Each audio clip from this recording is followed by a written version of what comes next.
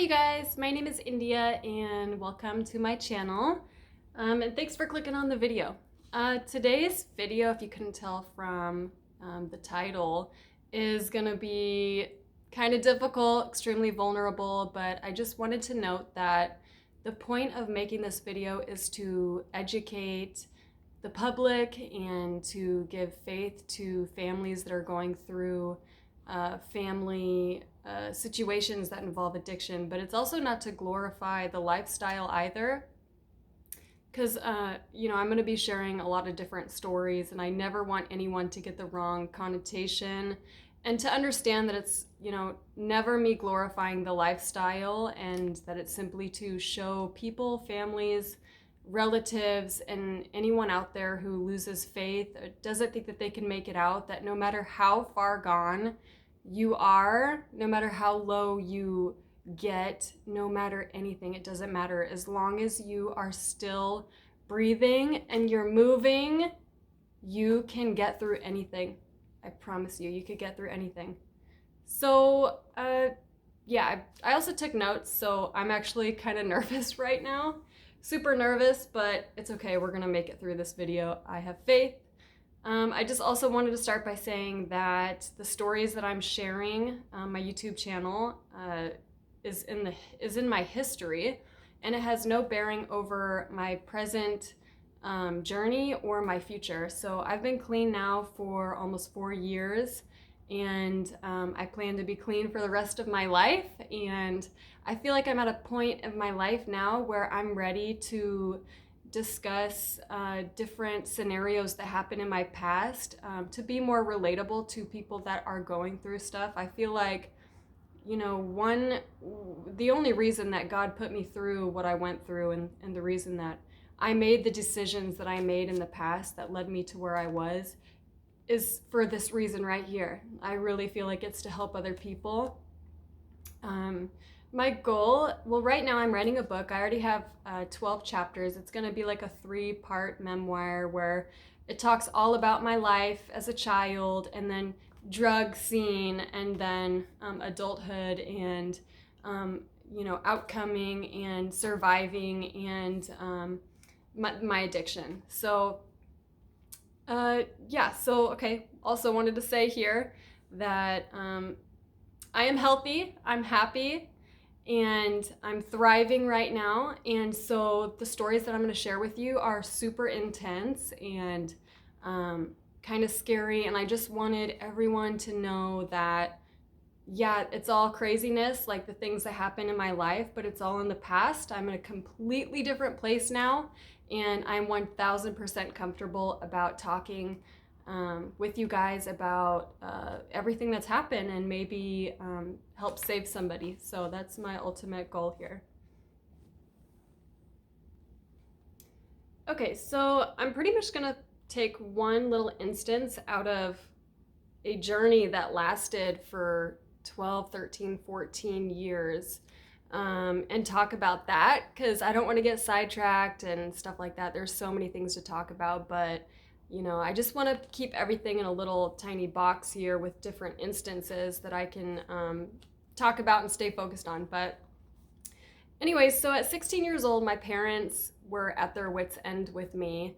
And I'm talking wits' end. I mean, I started drinking a lot of alcohol in the 7th grade, getting super drunk, started doing Vicodin, then I started smoking pot, and then at 14 I got arrested with 3 felonies. Break and entering, burglary, possession of a controlled substance, and grand theft auto, taking a motorized vehicle. And I could talk about those charges in a later video, but just for the sake of this video and keeping it short, I'm just gonna keep moving. But anyway, so my parents were completely at their wits' end, and at this point I was shooting up heroin. My addiction was so bad, you guys. It was so bad. My parents were scared for my life. They had thought that they had done everything, right in my upbringing, and so they thought like a lot of it was their fault. So they decided to send me off to another treatment facility. First treatment facility I went to was a, what was it?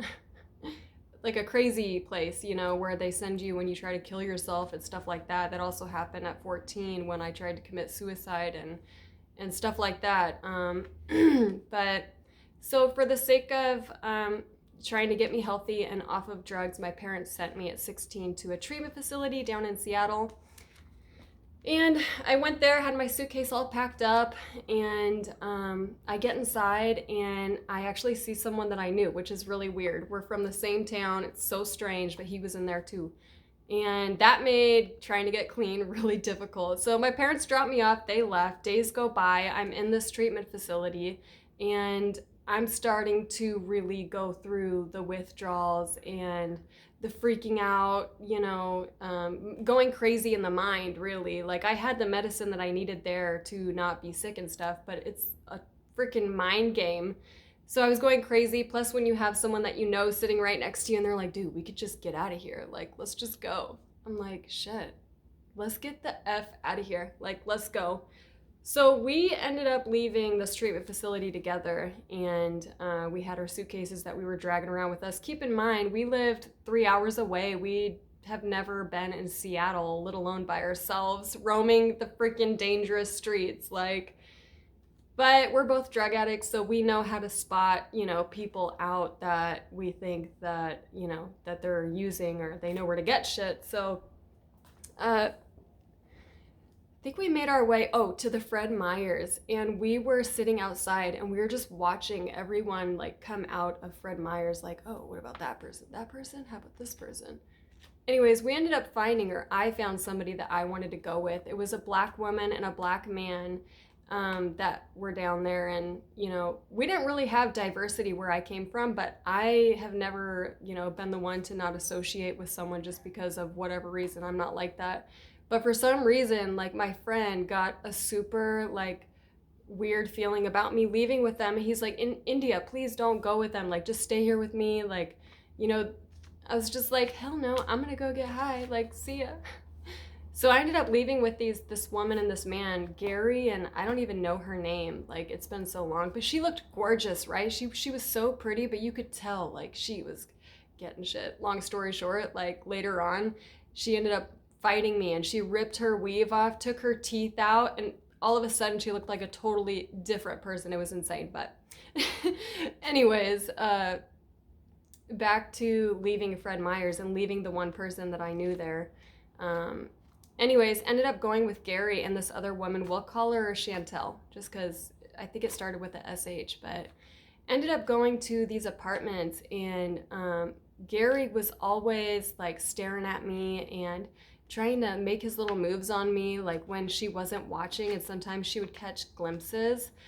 Anyways, that's when she tried to fight me, was she you know, took her weave off and everything and tried to fight me, but Gary held her back. So Gary was in the room with me, and she was out yonder with my suitcase. I didn't know this at the time, but she had actually pissed in my suitcase all over my clothes, my shoes, my socks, my everything.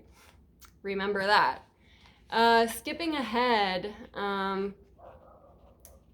to that evening, actually, Gary had a pistol on him, and I always seen him carrying it, but I didn't really think anything of it.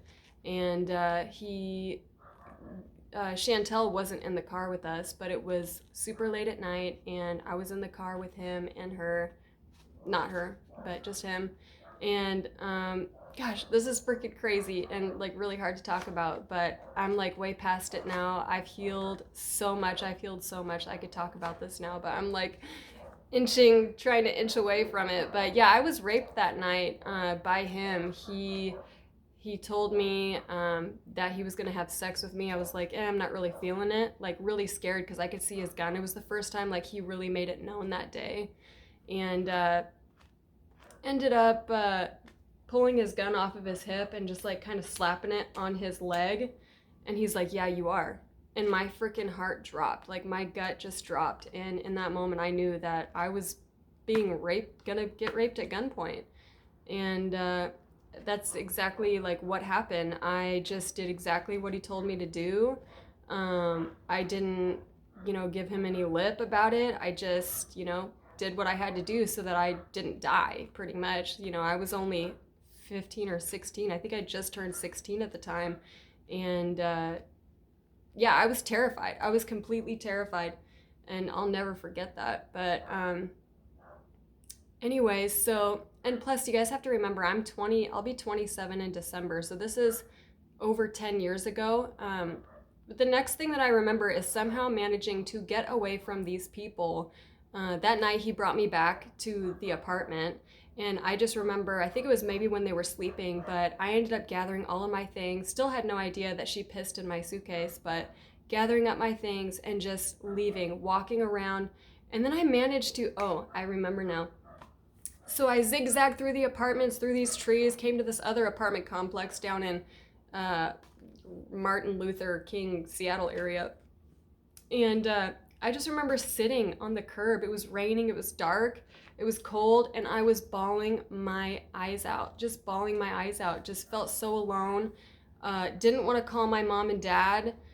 Just thought, I'll figure it out. I'll just stay down here forever. Like, no. Anyway, so this other guy that was down there, he ended up hearing me crying, and he came up to me and he's like, hey girl, are you okay? And like, he dipped back into the trees and had this walkie-talkie. He's like, on the walkie-talkie, he's like, no bro, you good, no cops, just like all of these guys were outside around the apartment with their walkie-talkies, making sure there was no cops. And I just remember observing all of this and being like, whoa, like really, is that really necessary? But yeah, it was really weird. So anyways, I was like, no, this is what happened. Like, I don't have any parents. I'm only 16. I'm down here stranded. I just left this treatment, blah, blah, blah. I told him everything.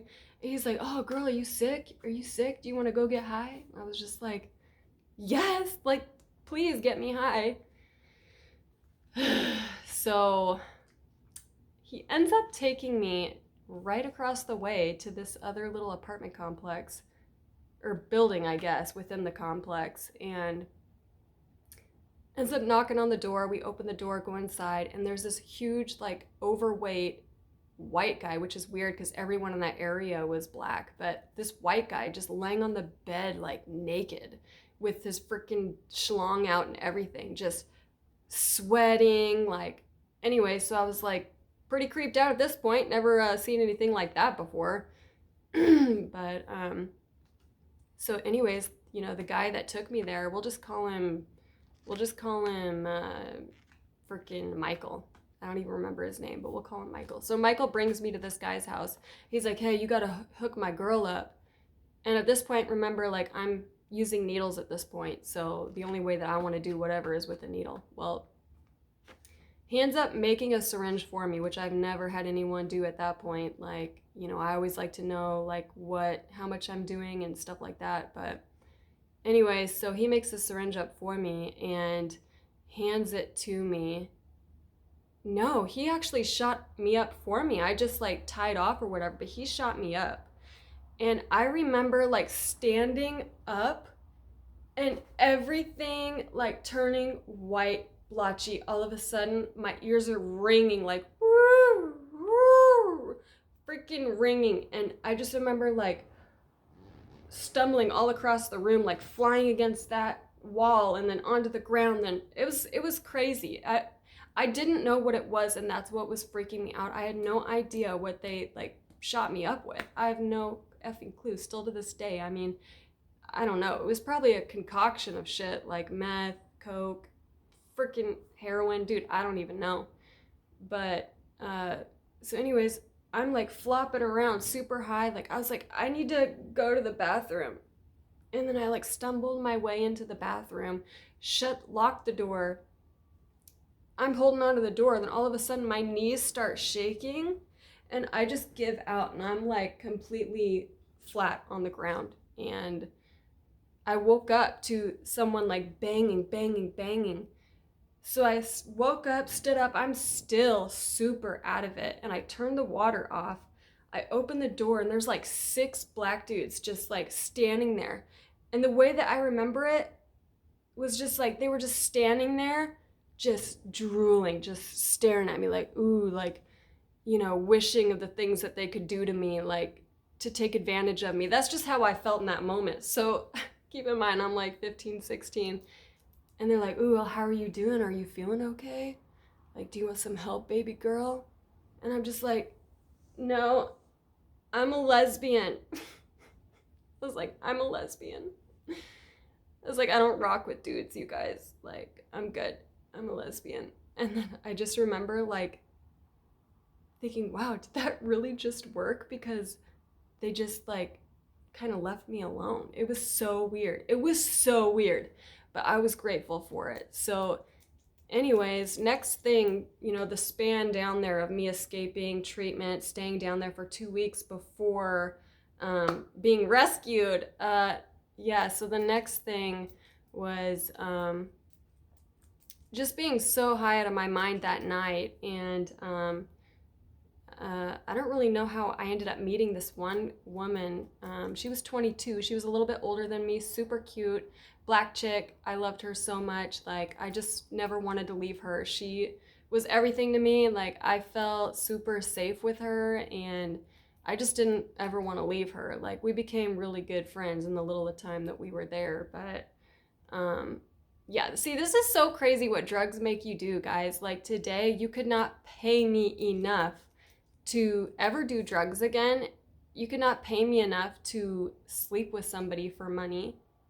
But that's the crazy part about drugs, is when you are under the influence, and when you're addicted, and when your addiction is so strong and it has such a hold over you, you will do anything for it. See, and that's what a lot of people don't understand is, well, why don't you just like get clean? Like, why don't you just stop doing it? Like, go to the doctor and get meds, or, you know, after a while, your brain is so diluted that not any human connection out there is strong enough to break the bond between you and your addiction. And that is what's crazy. Like, the only entity that's strong enough, I swear to God, is God. Anyway, so moving along, this was like a week and a half in. No, this was like a weekend of me being down there by myself now.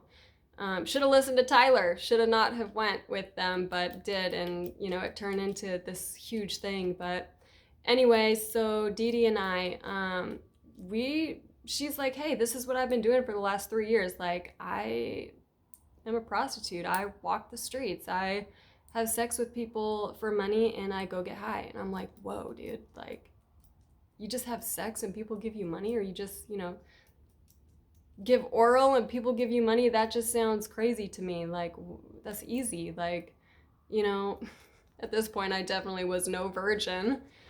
But I was thinking, like, you know, damn, why didn't I think of that? That's just how your mind works when you're so far gone. But let's take a drink.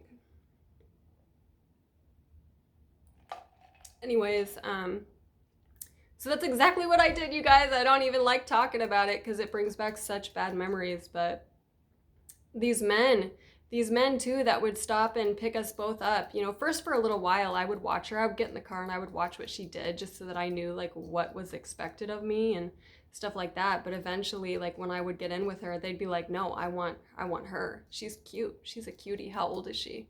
Keep in mind, I was 15 or 16, and I was seeing these men that were driving up in suits, or just, you know, crusty dudes, like sketchy dudes. Like, it didn't matter. It's all types of dudes go and pick up chicks. That's the crazy part. You know, there's definitely not a statistical, you know, aesthetics around what someone looks like, you know, doing a certain criminal thing. But anyways, so yeah, let's see. Yeah, ended up doing some things that I'm not proud of, but made money, and that's all that I cared about. Made money. I'm trying to remember how her and I got split up, but at some point we got split up, and I was devastated over it. Ended up meeting this other chick who was like 50 at the time. Her name starts with a Y, and sometimes I can remember it. Sometimes my brain has blocked it out so much to the point where I'll never be able to recall her name again. It's just weird. But anyway, so I ended up meeting, sorry if I'm going super fast, you guys. I'm trying to make this video like condensed and give you guys an entire story time of a certain 2-week period of my life, just to show you guys just a little glimpse of like how crazy life can be, and how far you can come if you really work for it. But anyway, so a weekend of me across this 2-week span before I was rescued, ended up meeting this chick after Dee Dee and I got separated. But yeah, she was really nice to me. I thought, okay, yeah, she's nice. I can trust her. Yeah, no. Well, we ended up getting a hotel room. She knew that I was out there like prostituting on the streets. So she's like, oh, well, let's just take your money and go get a hotel room. Like, I know where the dope is. You could pay for the room. Like, I know you need me and I need you type of thing. So let's go. I was just like, okay, that works for me. Like, I was making pretty good money out there just for, going to 2 cars or having 2 cars come to me. And that's, that was fine with me. So I was like, okay, let's go. So we got a hotel room. And this is when she turned into the devil. Like, she turned into the devil. The second we got inside, I was stuck in that hotel room for 7 days. I was not allowed to eat, drink, like anything. When she fell asleep, I would go to the sink and I would drink as much water as I could. When she fell asleep, I would eat her leftovers. I would eat the things that she would come back with, like, to the room, like little snacks that she would hide underneath her bed and stuff. You know what? I'm completely skipping out a little portion with Dee Dee and I before we got separated. And it's huge thing. But so I'll just touch on that really quickly. And everything that I'm going to tell you guys about, the police already know about. When my parents saved me, they came down with guns and stuff like that to save me. And when they did, I was brought back to my home, and my dad forced me to tell everything to the police about being raped, about seeing someone get shot, about everything, underage, sex and stuff like that. So they know about everything. Everything's been reported. So just wanted to throw that out there. But anyway, so the part where Dee Dee and I were, I guess, not involved in a shooting, but witnessed it firsthand. Her and I, it was one of the last days we were together, but we ended up going to a different place to go get dope that day, up in these sketchy ass apartments. And when we were up there, we started hearing tons of men just screaming at each other, yelling at each other. And she's like, oh, gang rival, gang fight. And I was just like, well, what do we do? She's like, we got to get the fuck out of here. Excuse my language. She's like, we got to get the F out of here. So she grabs me by the hand. We're running down the steps to get into the car. This dude's driving. We pull out. All of a sudden, keep in mind, I'm not driving. So I'm in the back seat, just like looking throughout the back, watching them. There's like 10 Bloods, 10 Crips. I only knew that because of the colors that they were repping. But so screaming at each other. One of them pulls their gun out. Yeah, the Blood pulls his gun out and shoots the guy directly in the chest. And I knew he got shot because he was wearing a white shirt and I could see the blood just like, absorbing into the shirt. And yeah, he dropped to the ground. Like, he fell to the ground. Everyone freaking ran. We pulled out, we left. Almost had a freaking heart attack, probably did, but ended up getting high. So didn't really think about that any longer. Yeah, so anyways, moving along to the hotel incidents where this woman, we'll call her, dude, her name started with a Y, so I feel like a name with a Y has to be like in there. We'll call her Yolo Sochi because, yeah, just roll with it. Yolo Sochi. So anyways, we're in this hotel room. Like I said, I'm in there for 7 days. She's not letting me eat, drink, anything. So on day 2, or smoke cigarettes. Keep in mind, I was a huge cigarette smoker. But yeah, so day 2, and I still hadn't smoked a cigarette, still hadn't like really eaten a proper meal. Not that I really had been anyways, but not even really snacking on too many things. But anyway, so she's sleeping. I'm forced to literally get her high, like shoot up for her. She didn't know how to do it, so I would have to do it for her. She'd bring back a little bit of dope for me too, and I would do it too. Yeah, and so it got to the point where I was really scared for my life because she kept on stabbing me in the head with her finger, just boom, stabbing me in the head. It's so weird. Like, she would punch me, she would hit me, but the main thing that she always did was like stab me in the head with her fingers while telling me that I'm nothing. You're fucking nothing. You're a piece of shit. Even your parents hate you. Just all this shit, and just making me feel like, you know, calling me a whore, calling me a slut, just stabbing me like in the head, in the chest, like in the face. Like, dude, I would be bawling my eyes out, and she would just be, you know, poking me.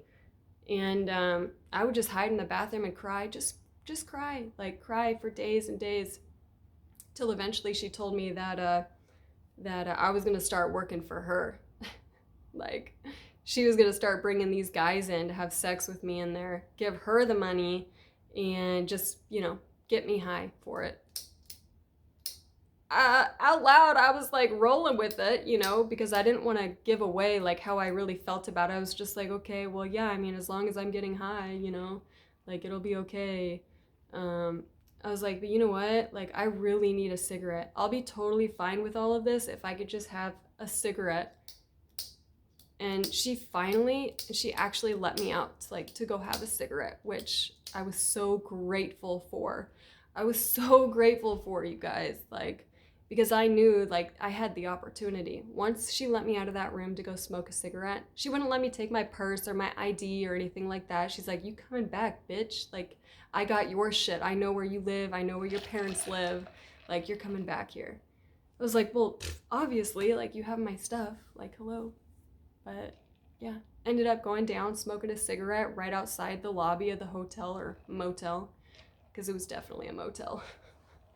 But, yeah, so I smoked a cigarette and I was game planning. I was like, okay, what am I gonna do? Like, I'm pacing. Like, what am I gonna do? Like, she has my shit. Like, I was like, you know what? I know exactly. Like, I'm just gonna go inside the hotel and call 911. Like, I'm gonna call 911. I'm gonna have the police come. I'm gonna tell them everything. I was like, okay, I have the courage. Like, let's do this now. I will not get this opportunity again. Like, you know, I have to do this now.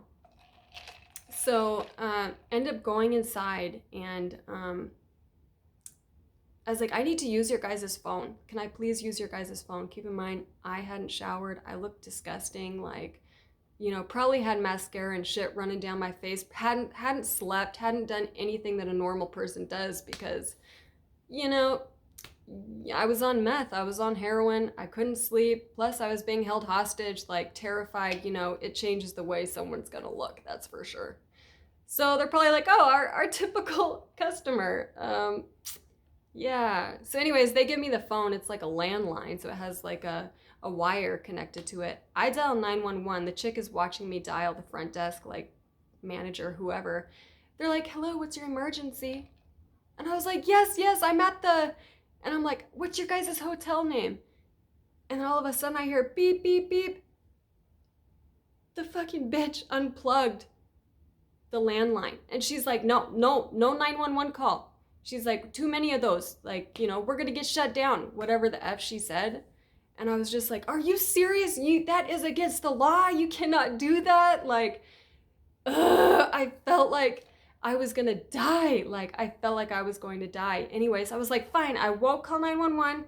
Long story short, tried to call it again. They unplugged it again. I was like, okay, this time I swear to God, I'm going to call my dad this time. Like, I'm going to call my dad. Please let me call. And so they allowed me to do it one more time. She's like, if you try to call 911 again, we're not gonna let you use the phone. I was like, okay. All right, bitch, you better call your daddy. So yeah, I called my dad, and keep in mind, it was the first time that he'd spoken to me in 2 damn weeks, because by this time, 2 weeks have gone by since I escaped from the treatment facility with my friend. But anyway, so I'm like, Dad, this is what's going on. Like, I'm about to die. Like, this bitch is holding me hostage in this hotel. Like, this, and that has happened. I've seen somebody get shot. I'm just telling my dad everything within like 30 seconds of everything that I've been through. And my dad was like, India, go to the police station and stay there, and I will be there. But you need to go to the police station right now. And I was like, okay, but she has my stuff. She has everything. She has my ID with my address on it, like everything.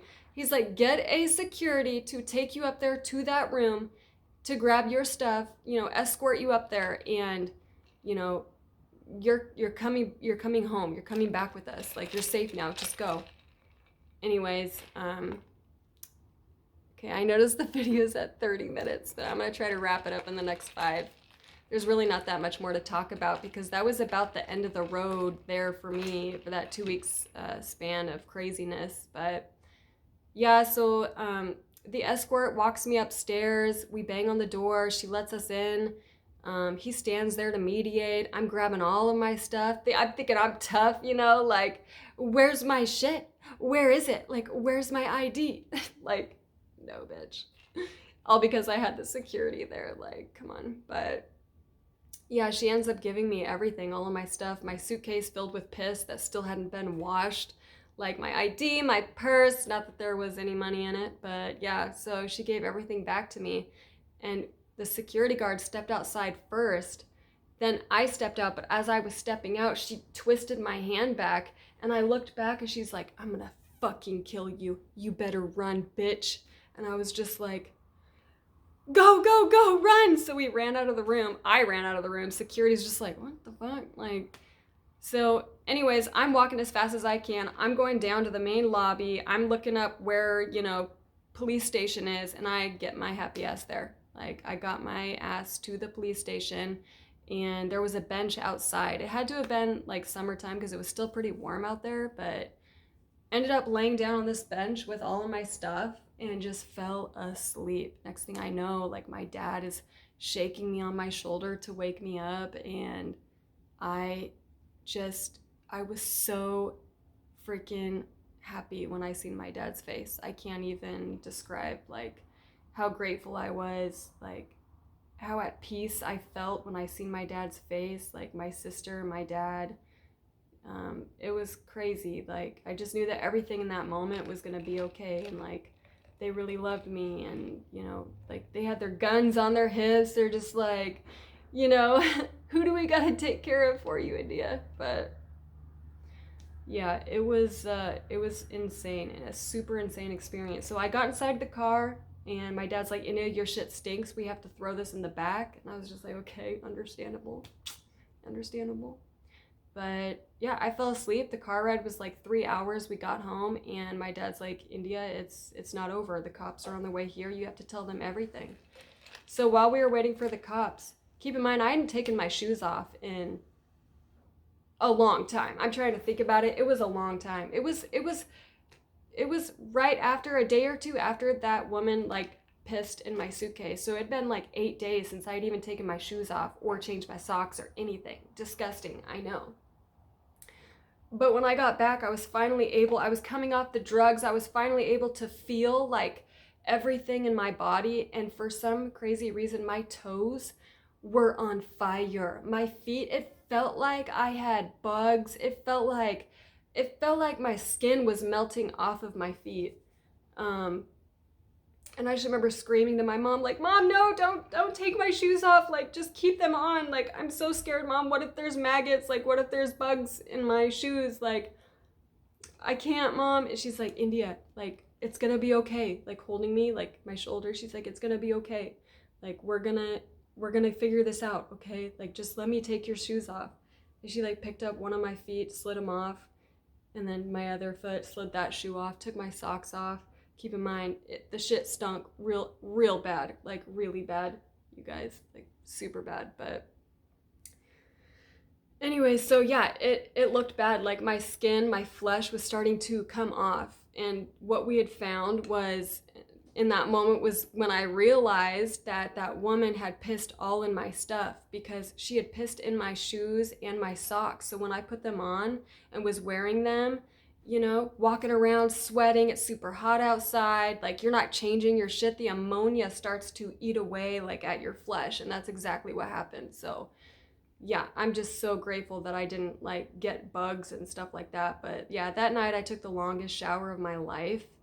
Yeah, it was insane. Then when I went out to the guest house, that's when the police showed up, and I had to sit down and tell them everything that happened. And it was the most humiliating thing that I have ever had to do in my life, because I knew that I was better than that, than everything that had happened and that I put myself through. I knew that I was raised better than that, And I just felt like the hugest piece of shit, disappointment. Like, yeah, it was really, really crazy. And, you know, I wish I could say that my addiction ended there, but it didn't. You'd think that it should have, because, you know, that's a lot of torture, torment.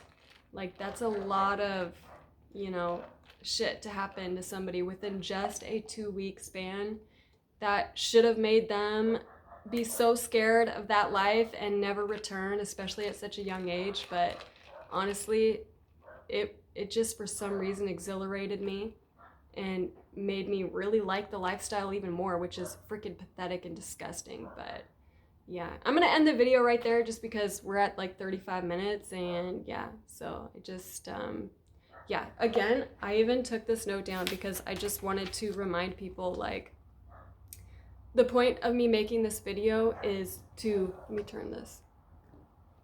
Yeah, the point of me making this video is to inform and educate people, and not to glorify like this lifestyle at all, and to show like the talons and the prawns that this addiction has over people, and also to show that no matter how devastating your life is, no matter how deep you are in your addiction, no matter anything at all, if you are still breathing and living, moving around, there is still hope for you. I promise. And that's all I have to say. See you guys in the next video.